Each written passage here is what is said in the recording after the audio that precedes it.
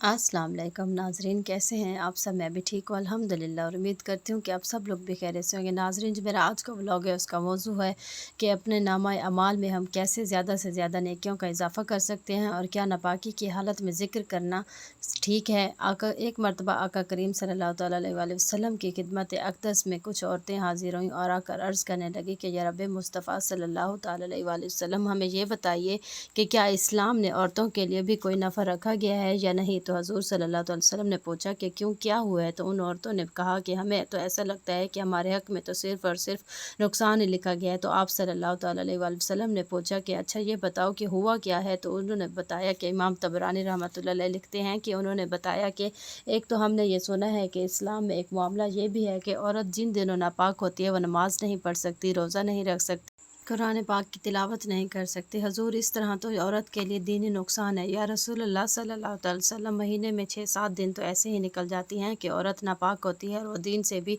दूर हो जाती है, तो ये तो हमारे लिए सरासर नुकसान ही हुआ। तो आप सल्लल्लाहु तआला अलैहि वसल्लम ने उन औरतों से फरमाया कि अच्छा तुम बैठ जाओ, मैं तुम्हें एक बात बताता हूँ जो तुम्हारी समझ में बहुत जल्द आ जाएगी। जब तमाम औरतें बैठ गईं तो महबूब खुदा अहमद मुज्तबा खैरुल वरा खातिमुल अंबिया सल्लल्लाहु तआला अलैहि वसल्लम फरमाने लगे कि क्या तुम्हें पता है कि जब किसी घर में बेटी पैदा होती है तो रब्बे कायनात उसके घर में 2 फरिश्ते भेजता है, और जब फरिश्ते आते हैं तो वो आकर घर वालों को सलाम करते हैं।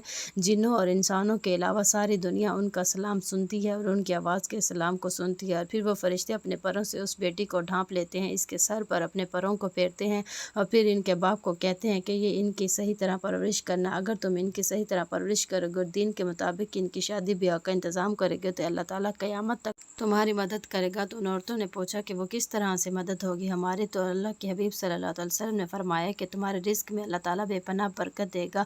अल्लाह दुनिया और आखिरत की भी तुम्हारी तमाम मुश्किलात में आसानियाँ करेगा, और जब तुम मरने लगोगे तो रब करीम तुम्हारे लिए कलमा तुम्हें याद करवा कर तुम्हारी मदद करेगा। और मुनकिर नकीरैन सब जब कब्र में तुम्हारे पास सवालात पूछने आएंगे तो उनमें भी अल्लाह ताला आसानी करेगा, और अमाल को बराबर करके मीज़ान अदल पर भी तुम्हारी मदद करेगा, और कब्र में जन्नत की तरफ से खुलने वाली खिड़की को हमेशा के लिए खुली रखने में तुम्हारी मदद करेगा।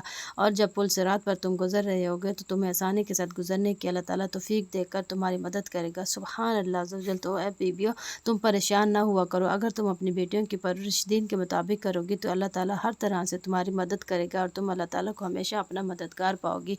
और तुम परेशान ना हो, तुम उन दिनों में ज़िक्र और अज़कार भी कर सकती हो जो तुमको ज़बानी याद हो, वो तुम बखूबी कर सकती हो। दुरूद पाक पढ़ सकती हो, तस्बीह फ़ातिमा का विर्द कर सकती हो, और अपने नामा अमाल में इसके अलावा भी बहुत सारी जो बातें होती हैं हमें याद होती हैं, ज़िक्र अज़कार हमें याद होते हैं, वो पढ़कर तुम अपने नामा अमाल में ज़्यादा से ज़्यादा नेकियों का इजाफ़ा कर सकती हो। तो नाज़रीन, तो आइए मिलकर अल्लाह ताला से मुश्तरका यही दुआ करते हैं कि अल्लाह ताला हम सबको अपने नामा अमाल में ज़्यादा से ज़्यादा इस फ़ानी दुनिया में रहकर अपने हाथों से अपने नामा अमाल को सजाने की तौफ़ीक अता फ़रमाए। अपने आखिरत के घर की सजाने की फ़िक्र हमारे दिलों में हमेशा सही और सलामत और ज़िंदा अता फ़रमाए। अल्लाह हाफ़िज़।